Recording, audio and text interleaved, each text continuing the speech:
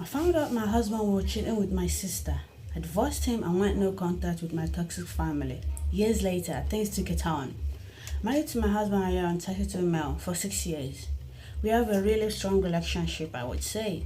The usual couple drama through our years, but we have grown from it and have a loving relationship. All was well until about 8 months ago when my sister, Star, 28 female, moved back to our hometown after living in Florida since she was 18. Her long-term boyfriend dumped her and moved to a new city, leaving her destitute. The circumstances behind their breakup are still largely unknown. When my sister returned, she told us that he had been cheating with men. I didn't really know him that well, but that sounded far-fetched. I only met the guy 3 times, as my sister would only come home for Christmas and usually only stay for 3 to 4 days. He accompanied her twice during their 5 years together. The other time I met him was when my husband and I visited them for a day during our vacation 3 years ago. He just didn't strike me as the guy who would have a double life and just live style with nothing. I tried to reach out to him once but found I was blocked, so I just let it go. Star moved back in with my parents, Gina, 55 female, and Jimmy, 56 male. So the first month she was here, she struggled to find work, so I suggested that maybe Ryan could help her out. He is a higher up in his company and figured he would have some pull. He did, and she was able to get a position in his department. This is a job in the field.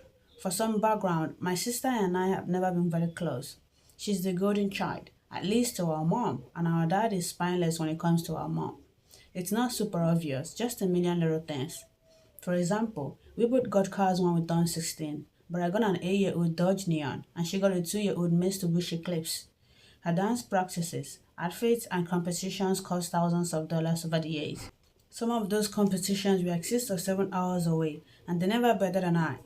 Meanwhile, when I would ask for $50 for a volleyball or basketball camp at a local college in our town, they would give it to me, but we would have thought I was asking them to build me my own arena. What pissed me off the most was when I was 17. I was out with my boyfriend, lost track of time, and was 15 minutes past curfew. They took my car for a whole month for that.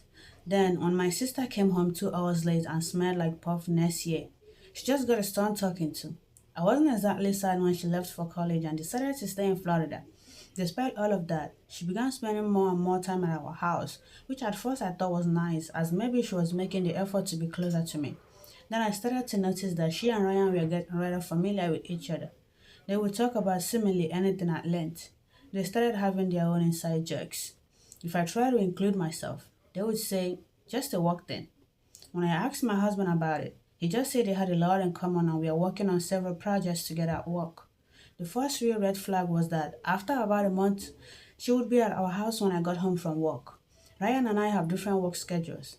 While he has a traditional 8 to 4:30 work day, I work 10 to 7. This was pretty often. When I asked about it, I always got we had some work stuff to do. 2 months ago, I noticed something that had me questioning my own sanity. I make the bed every day before I leave for work. I always make it so the open side of the pillowcase is towards the edge of the bed. Star was over that day. When I got home, she ate with us, then went back to my parents' house. As we got in bed, I noticed two of the pillows had the cases towards the middle. I asked my husband if he had been in bed today. He looked a little shocked but said no. Why do you ask? I said. The bed is not the same as I made it this morning. He told me I must have been mistaken then because no one was in the bed. I looked through his phone and laptop without his knowing and found nothing. Then again, they worked together 8 hours a day, 5 days a week, then hung out after work. Why would they need to text? I felt like I was losing my mind. 2 weeks ago, my parents invited us over for dinner. It was going fine until I saw something. Ryan was simply walking by, and Starlet grabbed his arm.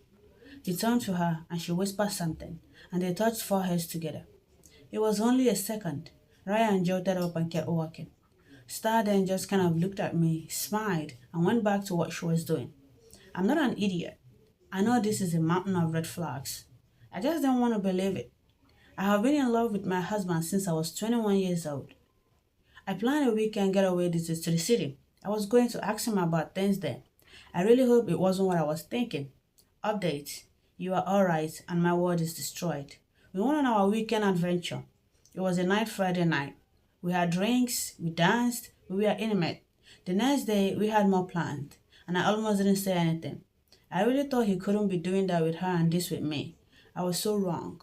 We were almost ready to start our Saturday, and I point blank asked him if he was having an affair with my sister. He teared up and said yes, he was. My heart crushed. I asked him why.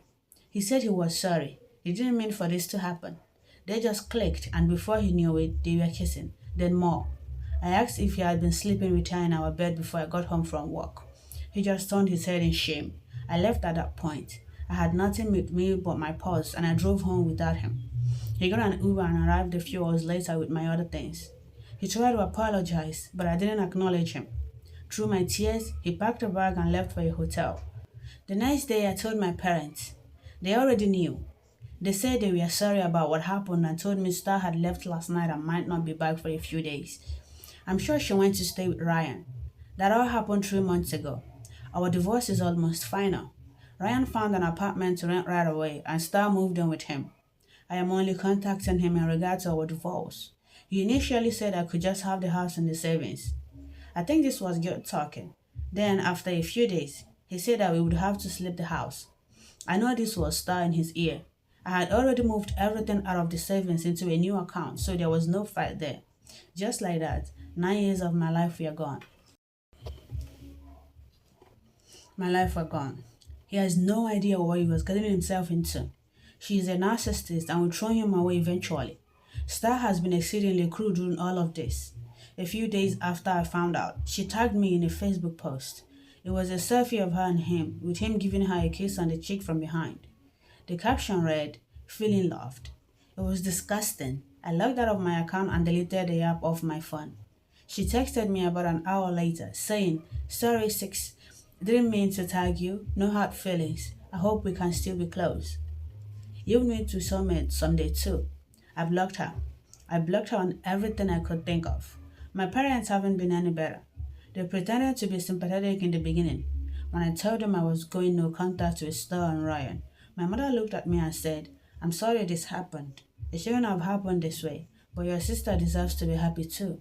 You meet someone and then we can put this all behind us." I got really upset and told them what Star had tagged me in and the text she sent me.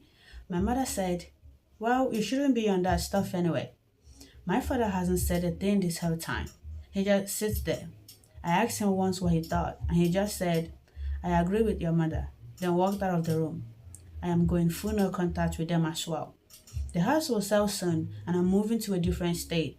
I am not telling any of my family where or when. I haven't told them that's my plan. I'm just done with all of them. I wish them all the worst. Update. Hi everybody. I know it's been 4 years since I last updated everyone, but we had a major situation happen.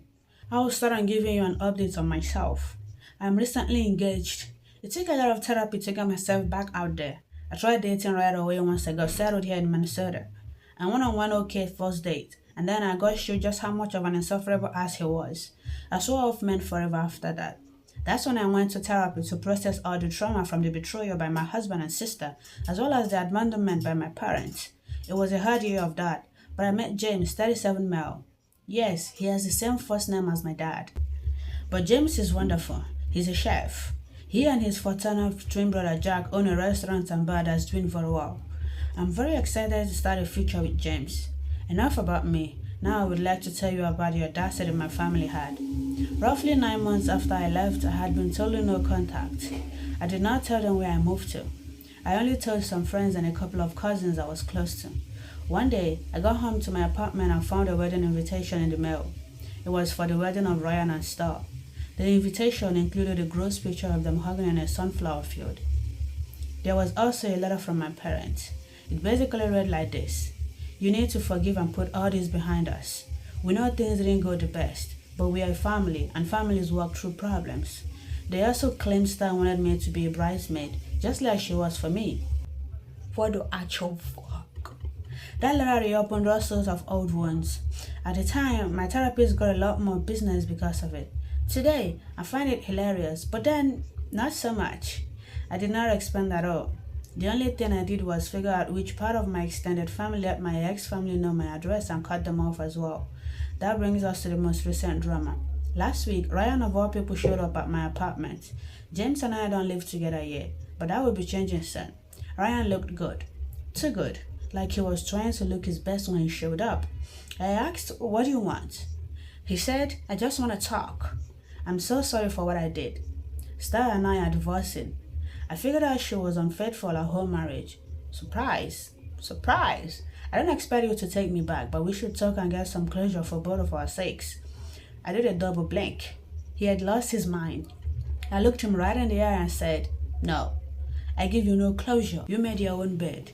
Did you really think that golden hose of hers that has had more visitors than the Holiday Inn was suddenly going to put off a no vacancy sign just because she put a ring on it? You're even dumber than I thought. I forgive nothing. I want nothing from you. I don't care. I'm better off now. And that will always be the case. You can go to hell. Then I turned and went back into my apartment, locking the door behind me. I immediately called my landlady, who is the sweetest old lady in the world. I've gotten kind of close to her over these 4 years, and she knows about my previous marriage. Ryan was still just loitering out in the hallway. A few minutes later, her two nephews that helped maintain the apartment grounds were there, letting Ryan know he was not welcomed here and was on a ban list. If he returned, the police would be called for trespassing. I was hoping that would be the end of it, but it wasn't. I have a fairly easy 9 to 5 work schedule now. Because of that, I go to the restaurant almost any night James is managing. I don't get in the way, just hang out and enjoy the few minutes here and there he can give me. I have become good friends with a lot of the staff, which include a lot of James and Jack's family, and it's really the family environment I always wished I had. I am there the next night when Ryan walks in and just comes and sits at my table. It was a slow Tuesday. James noticed and immediately came over to check on me. He recognized Ryan from photos I've shown him. Ryan stuck his hand out to James. James just looked at it, then asked me, want me to kick him out? I said, not yet. I've got a question or two. Ryan perked up like he was winning or something. What a tool. I asked him to tell me what happened between him and Star. I'll admit it was pure morbid curiosity. He told us she was having at least 2 affairs with married men. Old habits die hard, I guess. This was 2 years in. It was a tough time for me, he said. I interrupted. You are not that dumb though. Did you protect yourself or did she get half of all your stuff? Ryan replied smugly. I stuck it out almost another day with her so I could start storing away savings and sold off some assets. In the end, she got a fraction of what she would have. I asked, and what happened to her then? Ryan replied, she had to move back in with your parents again. Again, satisfied said, yes, thank you, that's what I wanted to hear. You can go now. James, you heard her. Out of my restaurant. Ryan, but no, I cut him off.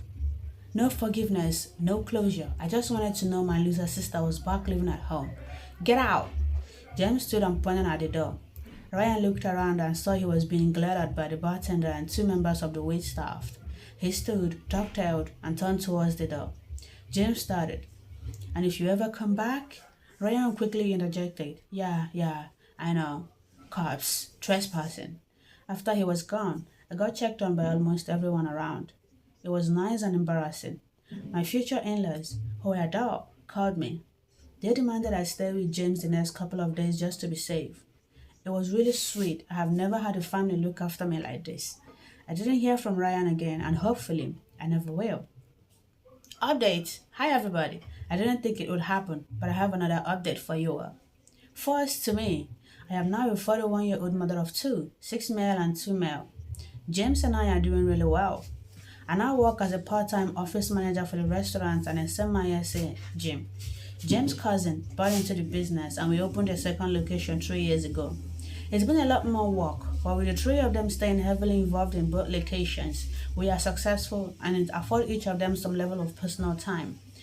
It wasn't ideal, but I'm pretty sure I got pregnant staying with James when his parents demanded I do so after my last posting. They now joke they always wanted to be grandparents, and it was all part of their plan. Now for the updates. After the last time when Ryan tracked me down, I figured it was only a matter of time before my parents or sister showed up. It didn't happen right away. I eased up some as I felt I had a full support system and rejoined social media. I stayed in no contact with much of my family, including extended, but I also didn't have any illusions that they wouldn't be able to find me if they tried. It wasn't until after our first was born that I got my first message. It was from my mom. She gave a half-hearted apology, said something about forgiveness, and inquired about her grandson. I was just going to block her, but the implication that my child was her grandchild I found insulting. So I replied, "You do not have any grandchildren. I am not your daughter. and thus my children have no relation to you. If you want grandchildren, then you should encourage Star to get out there and do what she does best. At that point, I blocked her.